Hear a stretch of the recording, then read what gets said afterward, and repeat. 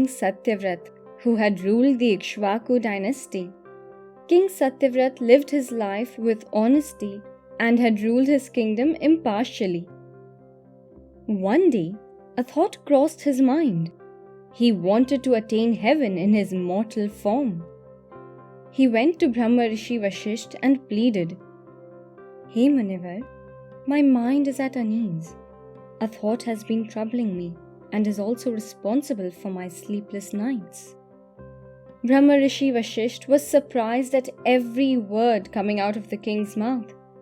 Raja Satyavrat was a very thoughtful and intelligent man. Brahma Rishi Vashisht inquired, "O king, what is it that troubles you? Tell me and I shall look into it."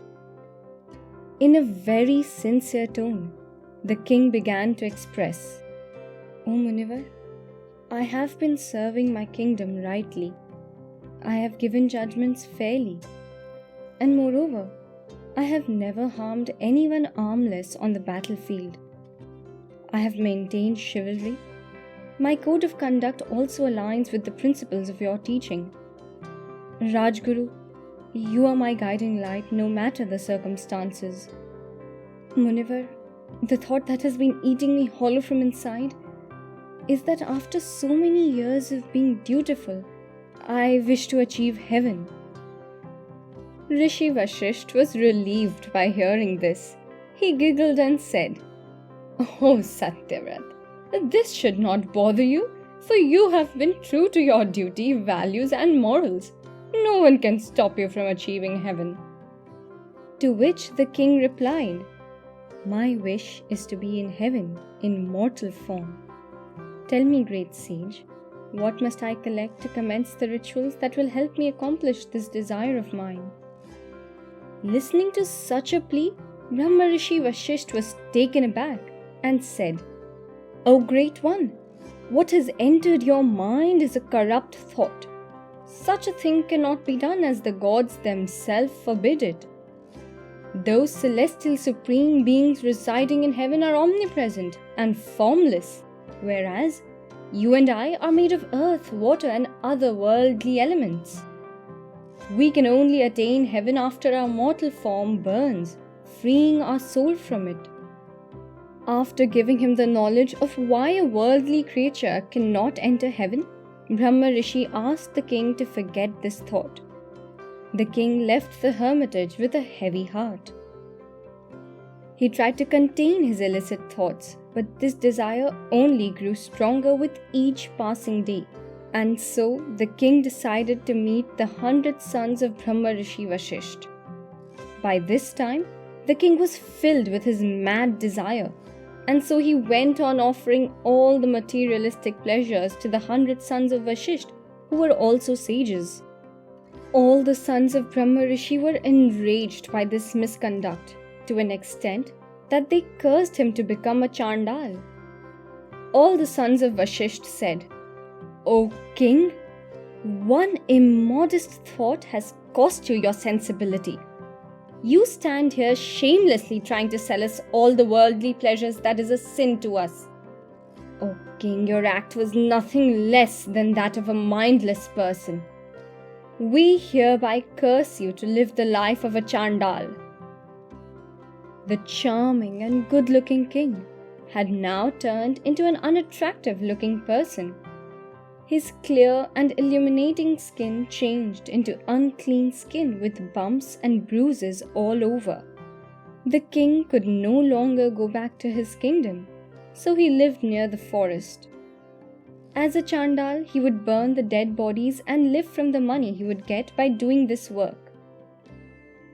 Once the kingdom was struck with drought and many people started to flee from the kingdom. Satyavrat came across a Brahman's wife who was trying to sell her son to earn some money. Taking pity on them, he gave them shelter. Since it was tough to find food, Satyavrat stole the celestial cow of sage Vashisht to eat. After a few days, the Brahman returned to his kingdom after long years of penance, only to find his wife and son sheltered by Satyavrat. When the Brahman got to know about what Satyavrat had fed his family, he got distorted and told him that he had committed 3 sins. That is, he killed an animal, he fed meat to the family of a Brahman, and he himself consumed the meat. Since he committed 3 sins, Satyavrat came to be known as Trishanku. Trishanku was deeply saddened and decided to meet sage Vishwamitra, as he knew of the rivalry between him and Brahma Rishi Vashisht. Sage Vishwamitra listened to the troubles of Trishanku and agreed to help him with the rituals. Rishi Vishwamitra started to chant some powerful mantras and went on to conduct the yajna for Trishanku. To make the yajna successful, all the gods must accept the offering that is offered during the ritual. Since all the gods were against a mortal body entering heaven, none accepted the offering.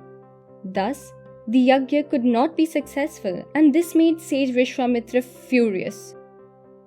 Sage Vishwamitra ensured Trishanku that he would attain heaven if not by pleasing the gods, then by the power of penance. Sage Vishwamitra took a wooden spoon filled with water, and with the power of his penance, he made Trishanku rise up in the air and made him reach heaven. As Trishanku reached the gates of heaven, he was greeted by God Indra. God Indra said, "Heaven is not a place for mortals. You are not allowed here. I command thee to fall upon the earth." And soon after, Trishanku started to fall back on earth. Trishanku cried for help, to which Sage Vishwamitra aided. The sage, again with his power, stabilized Trishanku mid-air. Rishi Vishwamitra then created a universe entirely for Trishanku. While creating the universe, he said, "Let my universe be without Indra." This act baffled the gods, and they came to meet Sage Vishwamitra and asked him to stop this. Bhagwan Vishnu explained why a mortal can never enter heaven, and he said, "Munivar, a mortal form is not devoid of worldly needs, whereas heaven has no space for any kind of pleasure." Sage Vishwamitra realized his mistake and said, "Hey Nath, I have realized my mistake, but I have given him my words, and I cannot break my promise. Please guide me on how I can keep my words without breaking the law of the universe." The gods allowed him to create the universe on one condition. The condition was that Trishanku would be given his own universe, but he shall stay in the position he is now, that is, upside down. The sage agreed, as he realized he had used all his power of penance in fulfilling one wish, just to prove that he was better than Brahma Rishi Vashisht. Since that day, Trishanku has been hanging upside down in his own heaven, and his name has become synonymous with getting stuck.